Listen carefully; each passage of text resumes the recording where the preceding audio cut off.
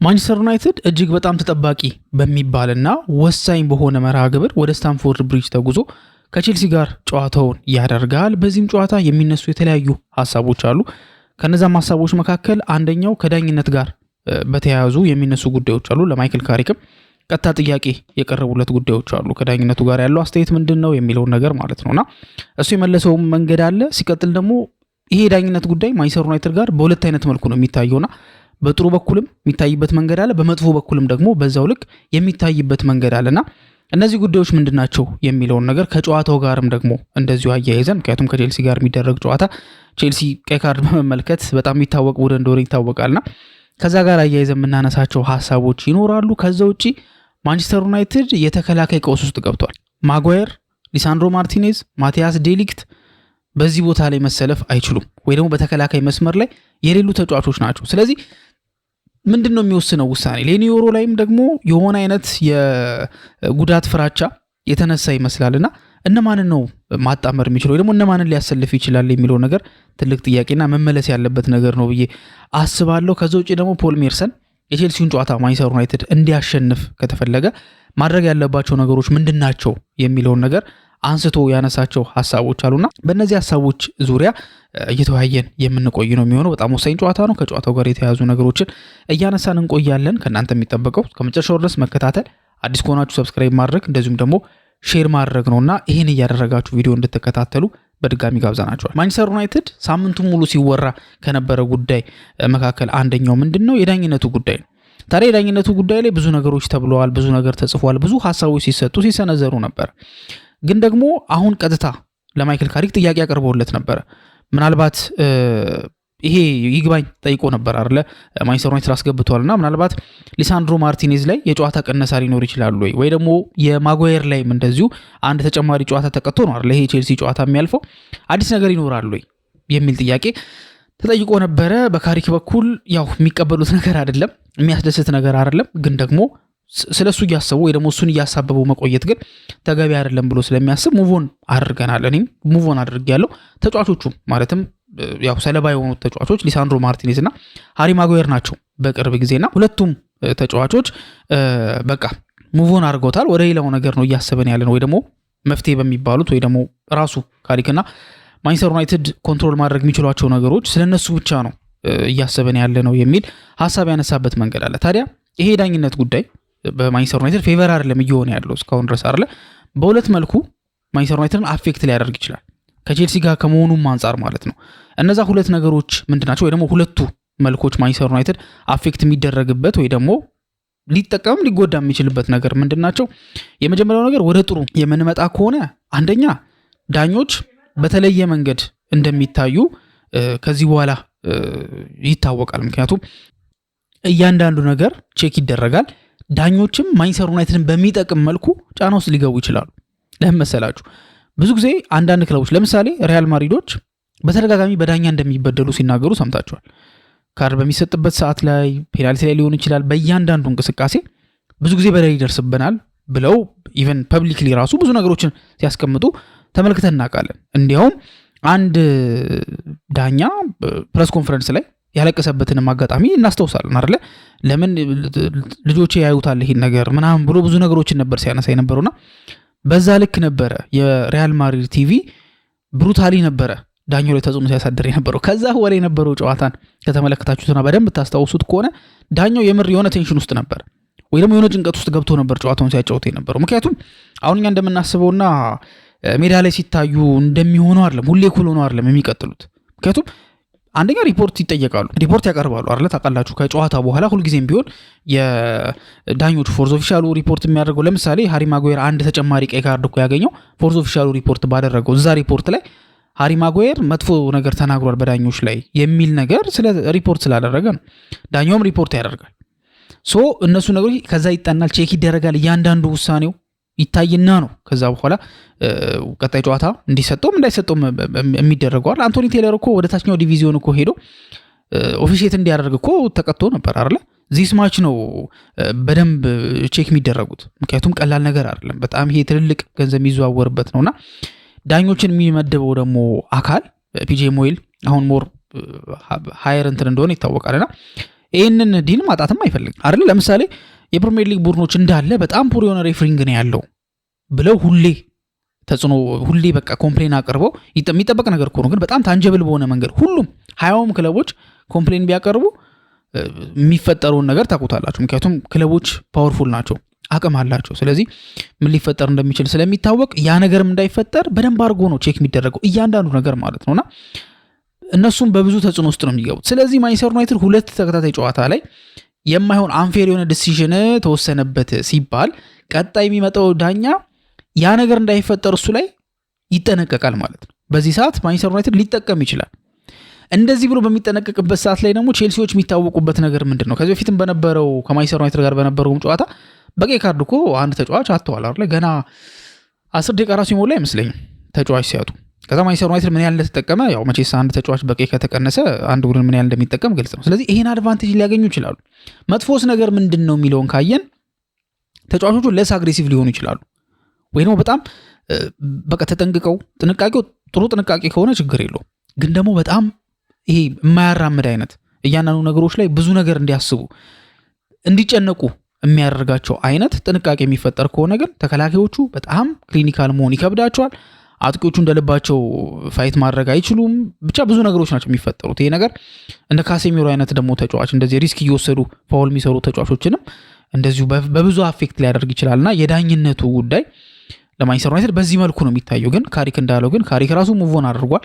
ተጫዋቾችም ሙቭ ኦን እንዳደረጉ የተናገረበት አጋጣሚ አለ። ሌላኛው በዚህ ጨዋታ ላይ በብዙ የሚያወያየን ነገር ምንድነው ማንቸስተር ዩናይትድ በተከላካይ መስመር ላይ ትልቅ ቀውስ እንደደረሰበት ተመልክተናል አይደል? ሊሳንድሮ ማርቲኔዝ እና ሃሪ ማጓየር ብዙ ጊዜ የሚገቡት ማለት ነው ጤነኛ እስከሆኑ ድረስ ሜዳ ውስጥ የሚኖሩት ሁለቱ ተጫዋቾች በቅጣት ምክንያት የሉም። እነዚህ ሁለት ተጫዋቾች ማለት ነው። ከዛ ውጭ ደግሞ ማቲያስ ዴሊክት እሱም ደግሞ ጤነኛ ከሆነ እሱ የሚገባ የነበረ ተጫዋች ነው። እሱም ደግሞ በጉዳት ምክንያት የለም። ሌኒዮሮ እና ኤደን ሄቨን ይሆናሉ የሚል ሀሳብ ነበር። እንዲሁም አንዳንድ ቦታዎች ስመለከት ስጋቶች ሁላ ነበሩ። እነዚህ ሁለት ተጫዋቾች ኤክስፔሪየንስ አይደሉም። ለብቻቸው ሲጮቱ ሄቨን ጥሩ ነው፣ ግን ሊዮሮ ግን በተለይ የሊድሱ ጨዋታ ላይ በዛ ሰዓት የነበረውን ፕሬሸር መቋቋም አልቻለም ነበረ። ብዙ ስህተቶችን ሲሰራ ነበርና እንዴት ነው የሚያደርጉት የሚል ኮንሰርኖች ነበሩ። አሁን ደግሞ በወጣ መረጃ መሰረት ምናልባት የዕለት ሁለት እኮ አዲስ ነገር ልንመለከት እንችላለን። ካሪክም ተጎድቷል ከስብስብ ውጪ ነው ብሎ አልተናገርም።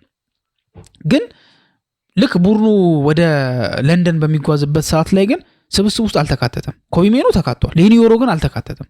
ስለዚህ ሌኒዮሮ ላይኖር የሚችልበት እድል አለ። ስለዚህ ማን ነው የሚተካው ታዲያ? ማለት ማን ነው የሚገባው? ሄቨን እሺ አለ እንበል በግራ በኩል ማለት ሃሪ ማጓየር እና ሊሳንድሮ ማርቲኔዝ የሚጫወቱበት የግራ የመሃል ተከላካይ ማለት ነው።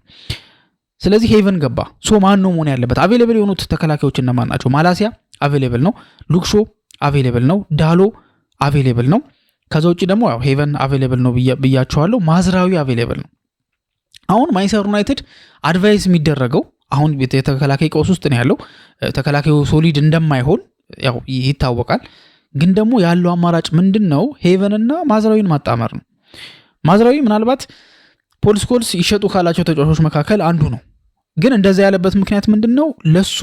ለሱ ቦታ የሚሆን አጫወት ማንቸስተር ዩናይትድ እየተጫወተ አይደለም። እሱ የሚሆነው ለባክስሪ ቲም ነው። ለባክስሪ ቲም ለምንድነው የሚሆነው? 3 ተከላካዮችን ነው የሚፈልገው ባክስሪ። 3 ተከላካዮችን ሲፈልግ ታዲያ አንድ መሃል ላይ ያለው ተከላካይ ሞር ረዘም ያለም ሊሆን ይችላል፣ ሞር ገዘፍ ያለው ሊሆን የሚመከረው እሱ ነው። በግራ በኩል ያለውና በቀኝ በኩል ያሉት ግን ሞር አትሌቲክ ቢሆኑ አሪፍ ነው፣ ግን የመከላከል አቅም ያላቸው አይደል?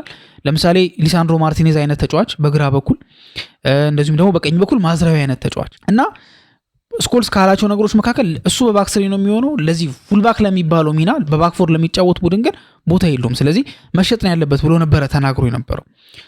አሁን ሴንተር ባክ ላይ ከሆነ ግን የተሻለ ነው። ምክንያቱም በባክስሪ ሲጫወት ከ3ቱ ሴንተር ባኮች መካከል አንደኛው ነው የሚሆነው። ከ3ቱ መካከል አንደኛው የሚሆን ከሆነ አሁን ደግሞ 2 ሴንተር ባኮች ይኖራሉ። ከ2 ሴንተር ባኮች አንደኛው ስፔሲፊካሊ ዮሮም ቢኖር ኖሮ ዴሊክትም ቢኖር ኖሮ የሚሰለፉት የመሃል የቀኙ ክፍል ላይ ነው። የመሃል የቀኝ ተከላካይ ማለት ነው። ማዝራዊስ በባክስሪ ሲጫወት ማንቸስተር ዩናይትድ የመሃል የቀኝ ተከላካይ ሆኖ ነው የሚጫወተው። በእርግጥ ፉልባክ ሆኖ እኮ ተጫውቶ ያውቃል። የመጣበት ዓመት ላይ ከዴሊክት ጋር የመጡ ጊዜ ጥሩ ፐርፎርማንስ ነበር ሲያሳይ የነበረው። ግን ይሄ ቦታ ስዊት የሚያደርገው ይመስላል ከሱ አጫወት አንጻር። ለምሳሌ ፈጣን የሚባል አይነት ተጫዋች አይደለም። ከኳስ ጋር ጥሩ ነው፣ ግን ደግሞ ፈጣን የሚባል አይነት ተጫዋች አይደለም። እንደዚህ ከሆነ ግን የሴንተር ባክነት ባህሪ ነው ያለው። ስፔሲፊካሊ ደግሞ በባክስሪ ሲጫወቱ የቀኙን የመሃል ተከላካይ ሆኖ መጫወት የሚችል ተጫዋች ነውና ምናልባት ማንቸስተር ዩናይትድ የተከላካይ ክፍሉን መሙላት ካለበት ይሄን የጎደለውን ቦታ ችግር ውስጥ ያለውን ቦታ ማስተካከል ካለበት ማይክል ካሪክ ወደዚህ ተጫዋች መመልከት ይኖርበታል። እንደተለመደው በፉልባክ ቦታ ላይ ሉክ ሾውና ዳሎ ይኖራሉ ማለት ነው። ከዛ ውጪ ፖል ሜርሰን ማንቸስተር ዩናይትድ ከቼልሲ ጋር ለሚያደርጉት ጨዋታ ማንቸስተር ዩናይትዶች መከተል ያለባቸው መንገድ ምንድነው፣ እነማንን ማሰለፍ አለበት፣ ማንን ድሮፕ ማድረግ አለበት የሚለው ሐሳብ ላይ ሐሳብ እየሰጠ ነበር። በመጀመሪያ ኮቢ ሜኑ በጭራሽ ቤንች መሆን የለበትም። ኦፍ ኮርስ ያኔ በጉዳት ምክንያት ነው። የኮቢ ሜኑ ቤንች መሆን ካሴሚሮንም ነው የሚያደክመው። ካሴሚሮም እንደ ልቡ እንዳይጫወት ያደርገዋል። ምክንያቱም ከኡጋርቴ ጋር ነው የተሰለፈው አይደለ? ከኡጋርቴ ጋር ነው የተሰለፈው። ከኡጋርቴ ጋር ነው የተሰለፈው ማለት ደግሞ ምን ማለት ነው? ጀስት ሁለቱም ዲስትሮየሮች ናቸው። ፓሰር የለም በሁለቱ መካከል። እንዲያውም ከኡጋርቴ ይልቅ ካሴሚሮ ይሻላል ማለት። ለምሳሌ ይሄ ሜጀርና ማይነር ቢባል አንዳንድ ተጫዋቾች ስልታቸው ለምሳሌ ዲስትሮይ ማድረግ፣ ኢንተርሴፕት ማድረግ፣ ብሎክ ማድረግ፣ ኤሪያል ዱዌሎችን ማሸነፍ የካሴሚሮ ሜጀሩ ሊሆን ይችላል። ፓሲንግ ግን ፓስ ማድረግ ግን የካሴሚሮ ማይነር ተደርጎ ነው የሚወሰደው። ለምን እሱን ስፈልገው ካሴሚሮን አንድ አሰልጣኝ ከፈለገው በጣም ፓስ እንዲያደርግለት ምናምን ከሆነ የፈለገው ካሴሚሮን አላወቀውም ማለት ነው። ግን ያ ማለት ግን ኳስ ፓስ ማድረግ ያቅተዋል ማለት አይደለም። በጣም ቅርብ የሆኑ ፓሶችን ብቻ ነው የሚችለው። ሌላ ትንሽ ራቅ ካለ እንኳን አይችልም ምናምን ማለት አይደለም። ኦፍ ኮርስ ይችላል እንደዛም፣ ግን ሜጀርና ማይነር የሚባል ነገር አለ እንዳልኳችሁ።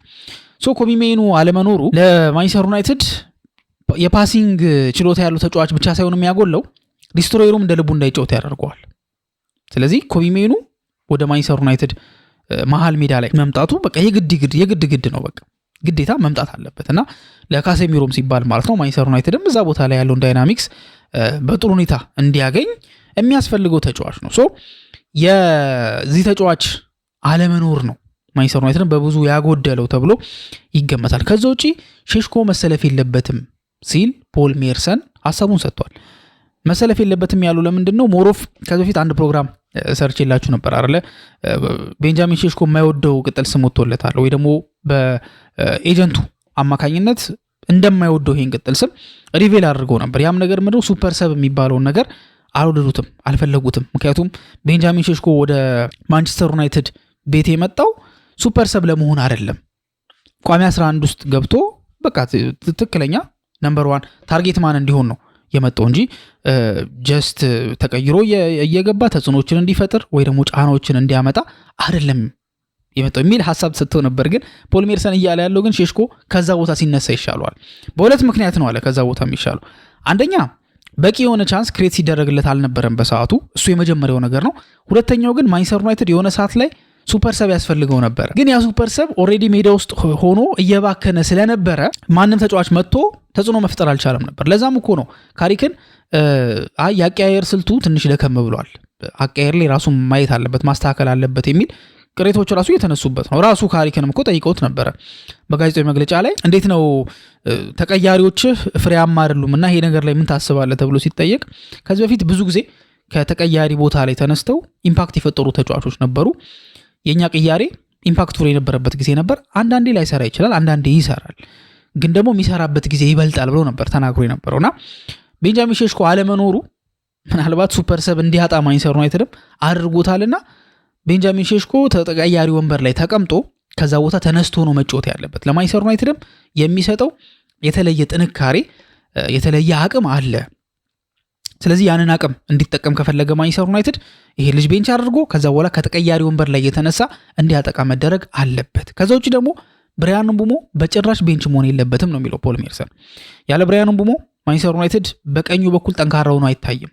ስለዚህ በባለፈው የተሰራውን ስህተት መሰራት የለበትም፣ በቼልሲው ጨዋታ ላይ ብራያን ምቡሞ መኖር አለበት የሚሉ ሐሳቦች ሲነሱ ነበር። ታዲያ በአጠቃላይ ማንቸስተር ዩናይትድ በስታንፎርድ ብሪጅ የሚያደርገው ጨዋታ ከቼልሲ የሚጠብቀው የተለየ ትግል አለ።